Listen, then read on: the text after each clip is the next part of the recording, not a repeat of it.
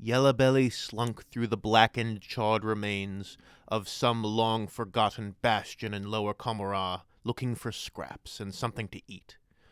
The famished orc spotted something small scuttle past him and hide underneath a gap in the wall. The orc gripped his crude spear as he ducked down low and jabbed it into the hiding spot that his potential meal slipped into.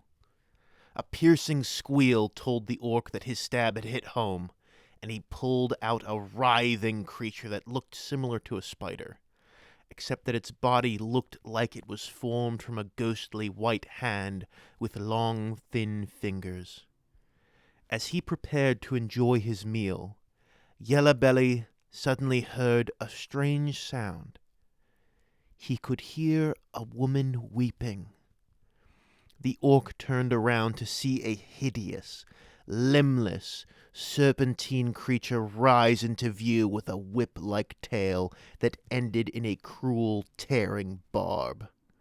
The face of the creature was that of a young, beautiful woman whose face was twisted in permanent agony.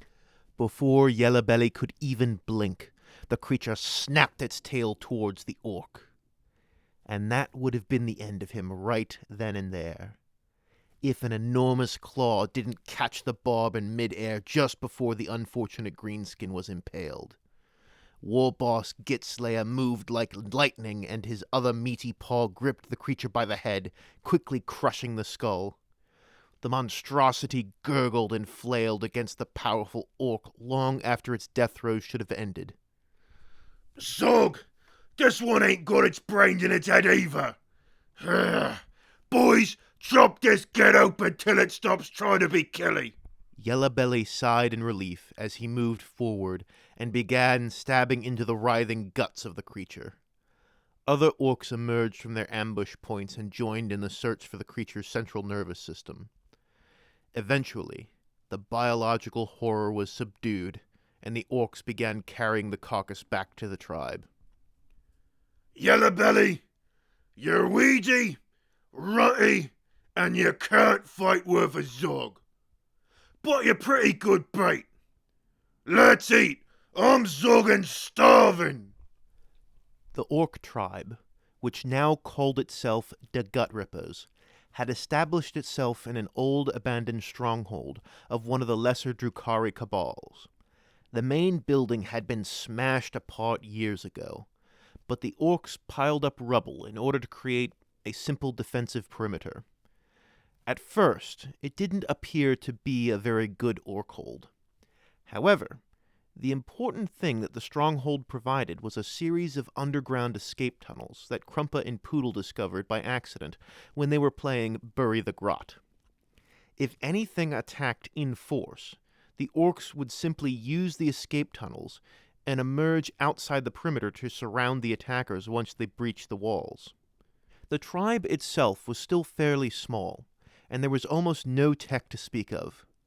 Most of the weapons and armor that the orcs managed to scavenge were from the various terrors that stalked the darkness of the Bone Middens. The Gut Rippers carried various hooks, stingers, and scythes harvested from the many lurking creatures. The tribe also seemed to be developing a proper culture. Despite Gitslaya's gothy influence, the orcs seemed to be a bit more snake-bitey, which wasn't a bad thing. The snakebites were proper orcs that could hold their own in a fight, and they could make the best out of the very limited low-tech scrap that the orcs could pull together at the moment. Runt herders abound, and they were raising fresh crops of squigs. Poodle was much larger and more ferocious than any of the others, and quickly became a pack leader among the ravenous lesser orcoids. Gitslaya had mostly busied himself with impatiently waiting for a smart boy to emerge from his fungal cocoon. As a goth, Gitslaya had always solved his problems simply by moving forward and killing anything in front of him.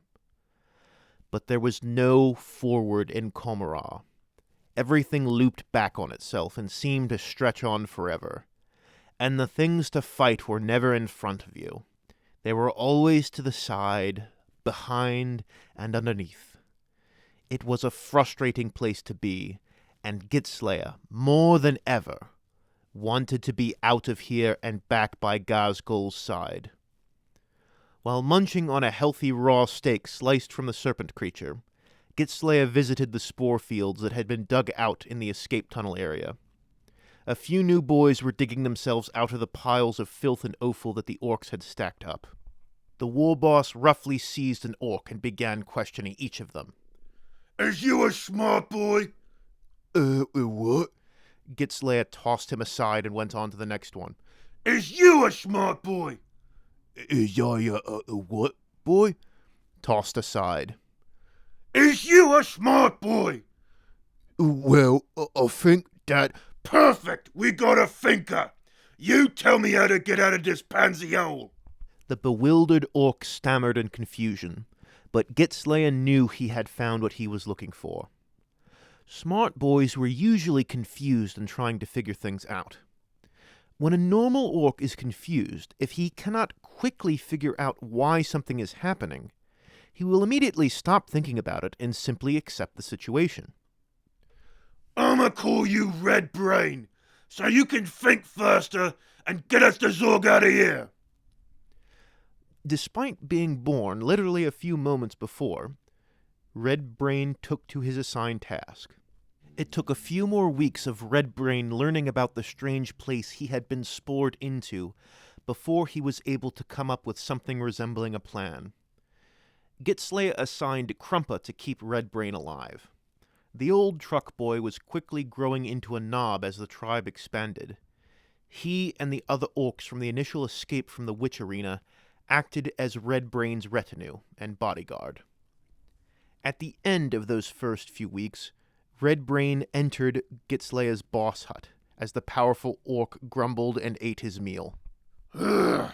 Why does all my food scream or cry all the zogging time? Hey, boss, I think I have an idea of how to get out of this place. Finally! What's your stupid smart plan then, Red Brain? I think we need to nick ourselves a pansy. Now, not one of the 6 skinny pansies that live down here. We need a proper fancy pansy. So we get 'em, and we interrogate the pansy, and then we get that git to tell us the way out. A fancy pansy, eh?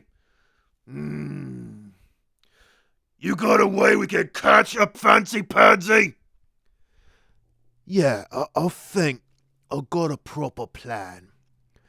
But I don't think you're gonna like it. Noman do they call me. My mother and my father, and all my comrades as well. Thank you all for listening to my ongoing Warboss Gitslaya story series. If you enjoyed this story, please drop a like and leave a comment telling me what you thought. If you are new to the channel, please consider subscribing. And if you're confused, check out the link to the Gitslaya playlist to start the story from the beginning so you can catch up. If you would like to support me, there's a link to my Patreon in the description. Thank you all very much for watching. Noman out.